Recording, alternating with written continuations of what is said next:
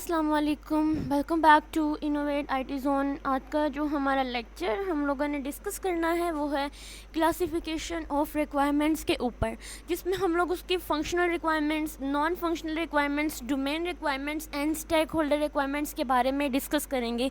हर requirement की हम लोग डेफिनेशन, उसकी रियल लाइफ एग्जाम्पल और कोई भी इसकी करेक्टरिस्टिक्स के बारे में करेंगे। ठीक है, अब ये जो पहला पॉइंट आपको नज़र आ रहा है यहाँ पे क्लासिफिकेशन ऑफ रिक्वायरमेंट, इसके अंदर अगर हमें वो पूछते हैं लॉन्ग वाइज के क्लासिफिकेशन ऑफ रिक्वायरमेंट्स क्या है, तब आप लोगों ने ये सारे के सारे पॉइंट्स लिखने हैं। ठीक है, और इनकी जो डिटेल मैं आपको प्रोवाइड करूँगी आप लोगों ने वो लिखनी है। अगर शॉर्ट वाइज पूछना है तो आपने इनके नाम लिखकर और इनकी थोड़ी थोड़ी सी आप लोगों ने इसको एक्सप्लेन कर देना है। ठीक है, तो चलते हैं हम लोग अपने लेक्चर की तरफ और इसको हम लोग करते हैं स्टार्ट। ठीक है, सबसे पहले तो हम लोग देखेंगे कि हमारे जो क्लासिफिकेशन ऑफ रिक्वायरमेंट है, हमारे रिक्वायरमेंट है उनको क्लासीफाइड किया गया है 4 मेन रिक्वायरमेंट्स के अंदर। सबसे पहले आती है फंक्शनल रिक्वायरमेंट, फिर आती है नॉन फंक्शनल रिक्वायरमेंट, फिर आती है डोमेन रिक्वायरमेंट और फिर आती है हमारी स्टेक होल्डर रिक्वायरमेंट। ठीक है, अगर मैं बात करूं हमारी फंक्शनल रिक्वायरमेंट की, तो फंक्शनल आपको नाम से ही पता होना चाहिए कि फंक्शनल का मतलब होता है कोई ना कोई फंक्शन परफॉर्म करना। ठीक है, यानी इस रिक्वायरमेंट के अकॉर्डिंग इस चीज़ को स्पेसिफाई करता है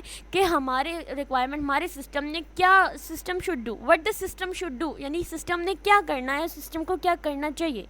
they describe the system behaviour and define its function. ठीक है, क्या करते हैं कि सिस्टम के बिहेवियर को डिफाइन करते हैं और उसने क्या क्या उसके फंक्शंस होते हैं इस चीज़ को डिस्क्राइब करते हैं। तो ये इसकी डेफिनेशन थी। अगर मैं रियल लाइफ एग्जांपल लेती हूँ तो ई कॉमर्स वेबसाइट में हमारी फंक्शनल रिक्वायरमेंट कौन कौन सी इंक्लूड हो सकती हैं, जैसे ये यूज़र्स को अलाउ करती हैं कि वो प्रोडक्ट्स को ब्राउज करे। ठीक है, enable user to add item to the shopping cart के अंदर जो होता है, यानी ऑनलाइन शॉपिंग की ही एग्जाम्पल ले लें कि सबसे पहले यूज़र जो है वो हमारी वेबसाइट पर आते हैं तो वो प्रोडक्ट्स को देखते हैं, ब्राउज करते हैं, सर्च करते हैं। फिर क्या होता है कि वो जो जो आइटम्स उन लोगों को चाहिए होता है ना, उसको शॉपिंग कार्ट के अंदर जो है वो ऐड करी जाते हैं। फिर क्या होता है कि पेमेंट जो ऑनलाइन पेमेंट होती है ना, ऐड टू कार्ट करना, और फिर ये सारी पेमेंट जो होती है ना वो उसका सिक्योरली प्रोसेसिंग करती है, यानी उसको जो है वो पेमेंट जो है उस प्रोसेस को भी देखते हैं। अगर इसकी करेक्टरिस्टिक्स की बात करें तो इसमें है एक्शन ओरिएंटेड, मेजरेबल और स्पेसिफिक। एक्शन ओरिएंटेड का मतलब होता है कि सिस्टम ने क्या परफॉर्म करना है, कौन कौन सी एक्शन परफॉर्म करना है, ये आप लोग इसके नाम से ही देख ले, एक्शन ओरिएंटेड। ठीक है, उसके बाद मेजरेबल की बात करें तो यानी ये वैलिडेट हो सकता है कि हम मेजर कर सकते हैं, उसको सक्सेसफुली इंप्लीमेंट कर सकते हैं। स्पेसिफिक की बात करें तो clearly define the expected behaviour of the system. ठीक है, उसके बाद हम नॉन फंक्शनल रिक्वायरमेंट की बात करेंगे तो फंक्शनल में तो था ना कि what the system should do, तो इसमें था नॉन फंक्शनल, इसमें बल्कि हम लोग इस चीज़ को डिस्क्राइब करते हैं कि जो सिस्टम ने फंक्शन परफॉर्म करना है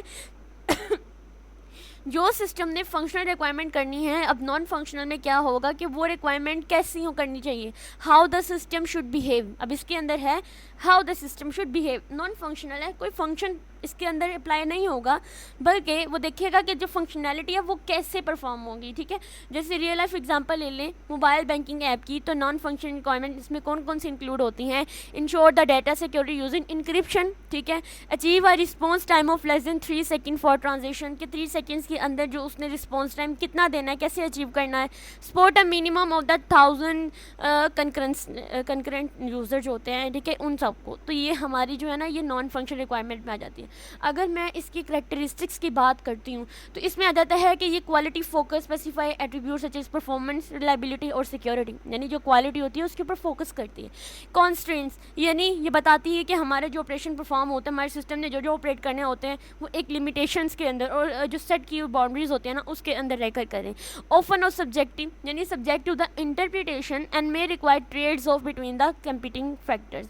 उसके बाद अगर मैं डोमेन रिक्वायरमेंट की बात करती हूँ, अब मैं साथ साथ पीछे वाला भी रिवाइज करी जाती हूँ ताकि आपके माइंड में ये चीज़ बैठ जाए। जैसे फंक्शनल रिक्वायरमेंट में था कि हमारे सिस्टम ने काम क्या करना है, उसको क्या काम देना है, उसने कैसे करना है। इसी तरह अगर नॉन फंक्शनल में था तो वो देख रहा था कि सिस्टम ने काम कैसे करना है। ठीक है, अब डोमेन रिक्वायरमेंट में क्या आ जाता है कि काम कहाँ होना है। ठीक है, डोमेन के अंदर, डोमेन का मतलब होता है कोई ना कोई इंडस्ट्री कह सकते हैं आप लोग, कोई ना कोई ऐसी जगह जहाँ रूल्स एंड रेगुलेशन जो होते हैं वो फॉलो किए जाते हैं।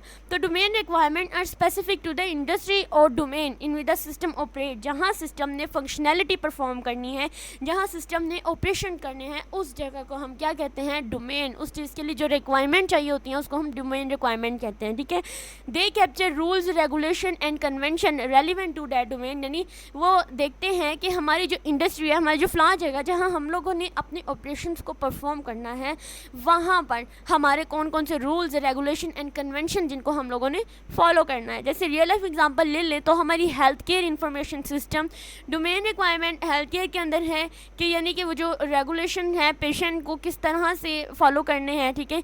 अब मैं मेडिकल बिलिंग के साथ जो बिलिंग कोड होते हैं जैसे हमारा ICD-10 है एंड CPT है, इनके साथ किस तरह से इंटीग्रेट रहना है। फिर हमारे जो इलेक्ट्रॉनिक प्रिस्क्रिप्शन ट्रांसमिशन है उसको कैसे ये सपोर्ट करता है, ठीक है। यानी ये उस डोमेन का मतलब होता है उस जगह के लिए। उसके बाद करेक्टरिस्टिक्स की बात करें तो इंडस्ट्री स्पेसिफिक होती हैं, ठीक है। उसके बाद रेगुलेटरी कंपाइलेंस होते हैं। उसके बाद ये ऑफन स्टेबल होते हैं, ठीक है। Less subject to change compare to functional non functional compare, ठीक है, रिक्वायरमेंट। उसके बाद स्टेक होल्डर की बात करें, अब हमें पता चल गया सिस्टम ने काम क्या करना है, सिस्टम ने काम कैसे करना है, किस जगह पर करना है। अब किसने करना है, वो तो हमारे स्टेक होल्डर्स ही हुए हैं ना, क्योंकि स्टेक होल्डर वो पर्सन है, ठीक है, वो ग्रुप्स हो सकते हैं, वो इंडिविजुअल्स हो सकते हैं जो कि यूज़र्स की नीड्स और एक्सपेक्टेशंस को रिप्रेजेंट करते हैं, उनकी पूरी एक्सपेक्टेशन पे पूरा उतरते हैं। Whoever vested interest in the system के अंदर जो वेस्टेड इंटरेस्ट रखते हैं। Then show that system meet the need of its users and other stakeholders, ठीक है। अब मैंने ये तो नहीं कहा कि स्टेक होल्डर के अंदर सिर्फ वो पर्सन होते हैं जो सिर्फ सिस्टम के साथ जो है वो इंक्लूड कर रहे होते हैं, इन्वॉल्व होते हैं। स्टेक होल्डर्स हमारे कस्टमर्स भी हो सकते हैं, हमारे क्लाइंट्स भी हो सकते हैं, ठीक है।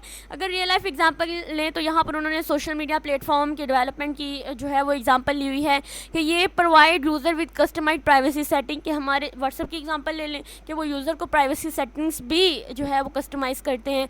फिर मल्टीमीडिया कंटेंट जैसे इमेजेस और वीडियोस वगैरह भी हम लोग इसके अंदर बना भी सकते हैं, सेंड भी कर सकते हैं।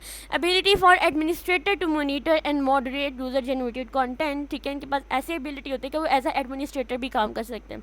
उसके बाद इसकी कैरेक्टरिस्टिक्स है यूज़र सेंट्रिक, यानी focus on meeting the needs and expectation of system stakeholder. Diverse होते हैं, यानी represent the varied perspectives and priority of different stakeholders group, क्योंकि हमारी व्हाट्सएप के अंदर ग्रुप्स भी होते हैं, ठीक है, उनकी प्रायोरिटीज़ का भी हम लोग लिहाज रखते हैं, तो इसे डाइवर्स होते हैं। सब्जेक्ट टू चेंज में evolve throughout the project as a stakeholders need and priority shift, ठीक है। इसमें हमारा क्या होता है कि सब्जेक्ट भी चेंज हो सकता है। तो ये था मेरे पास क्लासिफिकेशन ऑफ रिक्वायरमेंट एंड ये बहुत बहुत बहुत इंपॉर्टेंट है, ठीक है। और मैं ये तो नहीं कहूँगी कि पेपर में ज़रूर आएगा, लेकिन अकॉर्डिंग टू माई एक्सपेक्टेशन कि ये बहुत इंपॉर्टेंट है और इसको लाजमी करें। होप सो मैंने बहुत ईजी वे में आप लोग को समझाया होगा। चलिए एक एग्जांपल ले लेते हैं, ठीक है, ताकि एक डायग्राम एक एग्जांपल ले लेते हैं जिसके थ्रू आप लोग ना ईजीली अंडरस्टैंड कर सकते हो, ठीक है। तो मैं एक ब्लैंक शीट ले लेती हूँ जैसे आप यहाँ पर, ठीक है। सबसे पहले तो क्या है, आप समझे कि ये मेरे पास ये एक एरिया है जहाँ मैंने अपने प्रोजेक्ट को डेवलप करना है, ठीक है। उसके बाद क्या है कि ये मेरे पास अंदर स्टैक होल्डर हैं 1 2 3 4 5 और यहाँ पर ये भी स्टैक होल्डर्स हैं सारे के सारे, ठीक है। ये कोई बिल्डिंग कह सकते हैं, ये अंदर जितने भी आपको काउंटिंग नज़र आ रहे हैं ये मेरे पास क्या है, ये मेरे पास है स्टैक होल्डर्स, ठीक है। अब मेरे पास क्या है कि ये पूरा अब इन्होंने एक सिस्टम डेवलप करना है। फॉर एग्जांपल यहाँ पर उन्होंने एक सिस्टम डेवलप करना है, कोई ऑनलाइन शॉपिंग मॉल या इस तरह की कोई ना कोई जो प्रोजेक्ट है वो बनाना है। क्या करेंगे, ये सारे के सारे इसके साथ इन्वॉल्व होंगे। अब जहाँ पर ये जो एरिया आपको नज़र आ रहा है ये क्या है, इसको मैं कहती हूँ ये डोमेन है। ये कोई ना कोई इंडस्ट्री है, कोई ना कोई जगह है, तो इस चीज़ को हम क्या कहेंगे, ये डोमेन है। ये जो नज़र आ रही है ये हमारी स्टैक होल्डर रिक्वायरमेंट्स है, ये डोमेन रिक्वायरमेंट्स है, यानी जगह की ज़रूरत होती है। ये मेरे पास मेरे स्टैक होल्डर्स हैं और ये मेरे पास मेरा सिस्टम है। और अब फंक्शनल में क्या होगा कि मुझे इस सिस्टम पे क्या काम करना है वो मेरे स्टैक होल्डर जो होते हैं ना वो मिलकर देखेंगे कि क्या काम करना है। और फिर जो नॉन फंक्शन में होगा कि काम कैसे करना है। अब काम कैसे करने का मतलब ये होता है कि हम लोग ये देखते हैं कि इस पर काम कैसे होना है, किस तरह से होना है। जैसे इस पर सिक्योरिटी है तो वो कैसे लगेगी। अब सिक्योरिटी जो अप्लाई करनी है वो फंक्शनल होगा, सिक्योरिटी कैसे अप्लाई करेगी ये हमारे पास नॉन फंक्शनल होता है। Hope so you will be understand very well. Video अच्छी लगी हो तो वीडियो को लाइक कर दीजिए और मज़ीद आगे की वीडियो के लिए मेरे चैनल पर रहिए। Thank you.